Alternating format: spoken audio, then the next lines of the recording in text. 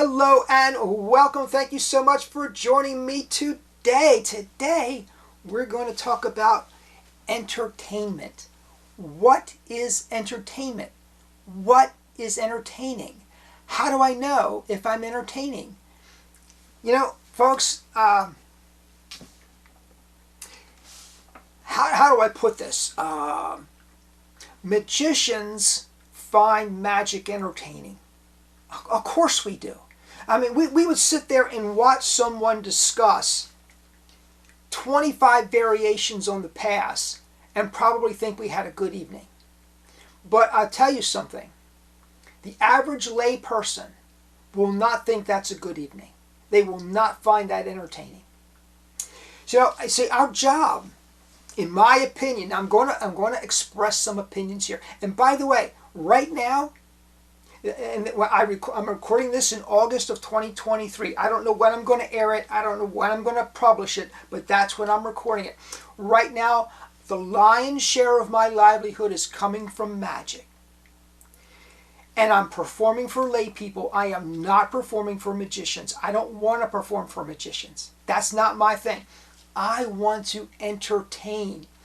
So my number one goal is entertaining lay people. That's why this is so important to me.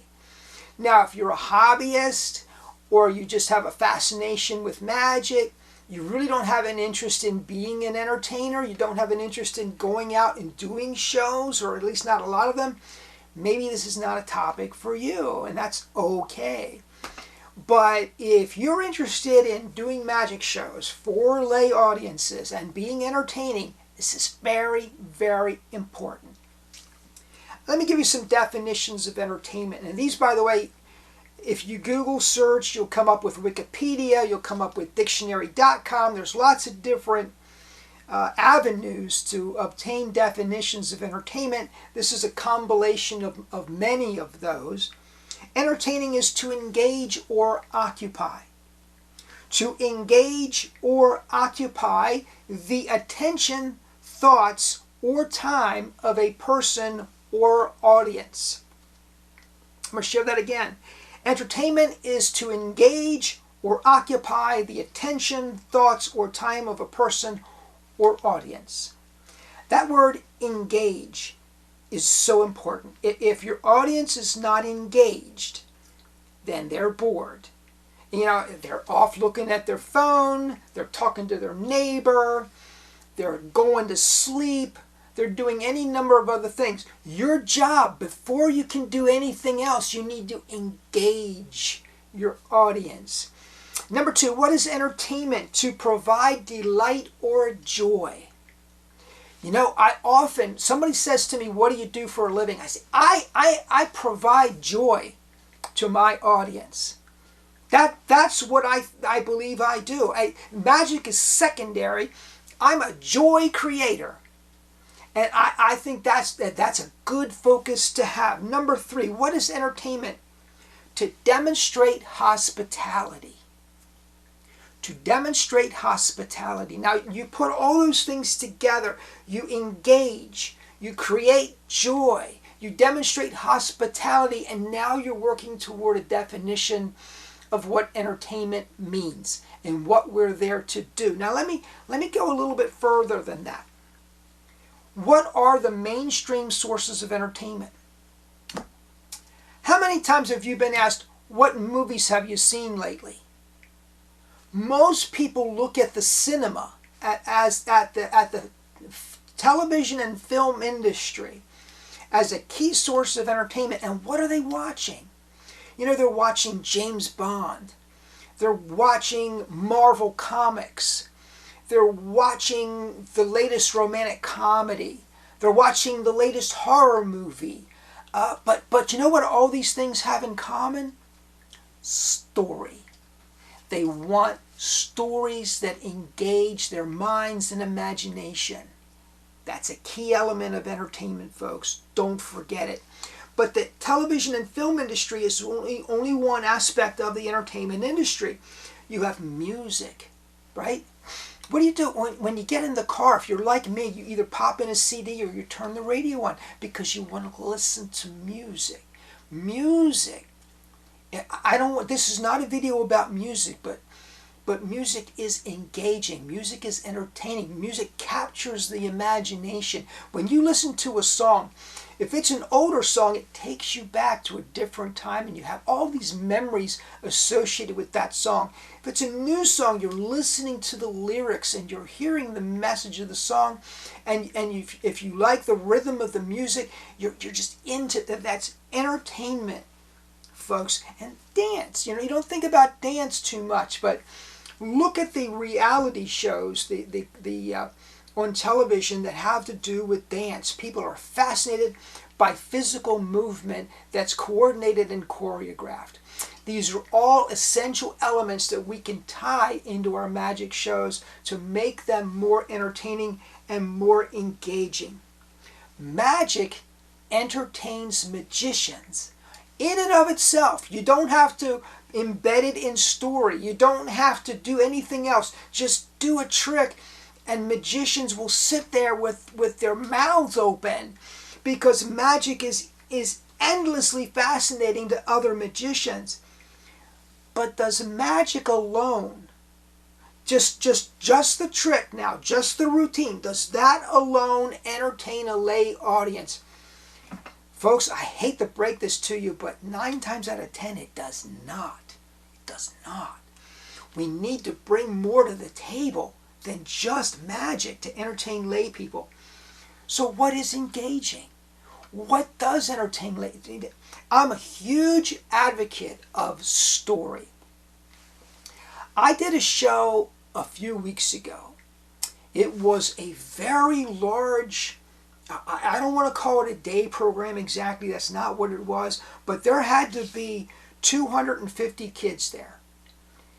And I did a 45-minute show, and the age range was I would say 4, 5, all the way up to 12. That's a huge range of kids. And yet I was able to hold that audience, and I was able to hold the camp counselors. And a person came up to me after the show and said, I really loved your stories, and the kids loved your stories too. He didn't say he loved the magic. He didn't say that trick you did with the cards or that trick you did with it was so great. He said, I loved your stories. Now, I've gotten to the place in my magic where if I can't think of a great story, I don't do the trick. I mean, I've got some great magic. I've got magic that I love to do, but because I don't have a story, more often than not, that trick stays home. So I think storytelling is essential to engaging an audience.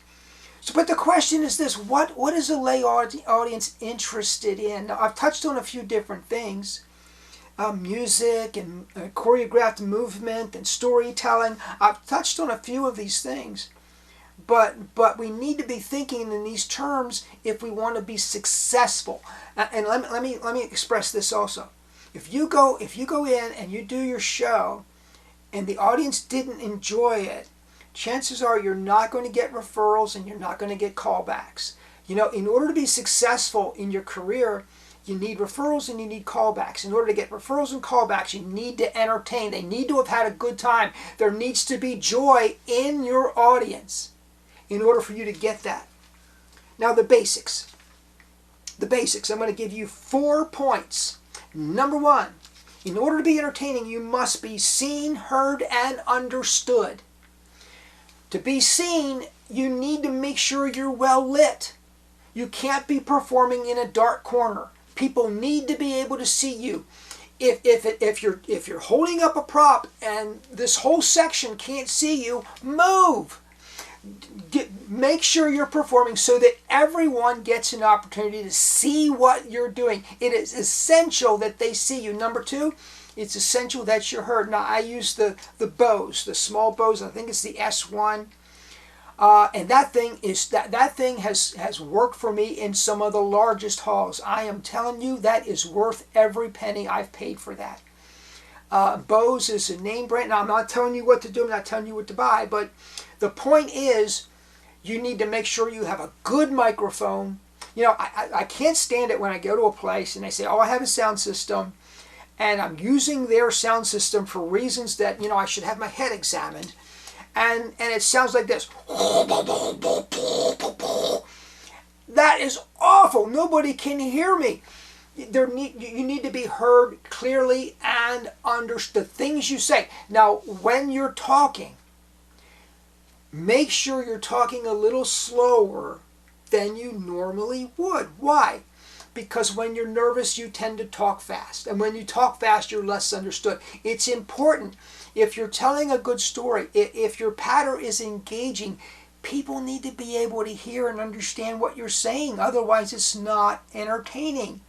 So, you must be seen, heard, and understood, number one. Number two, people are most interested in themselves. This should not come as a revelation. There is nothing more entertaining than an audience volunteer. And how you treat that volunteer is every member of that audience, every single one, is identifying with that volunteer. So if you embarrass or humiliate that person, everyone in the audience is embarrassed and humiliated.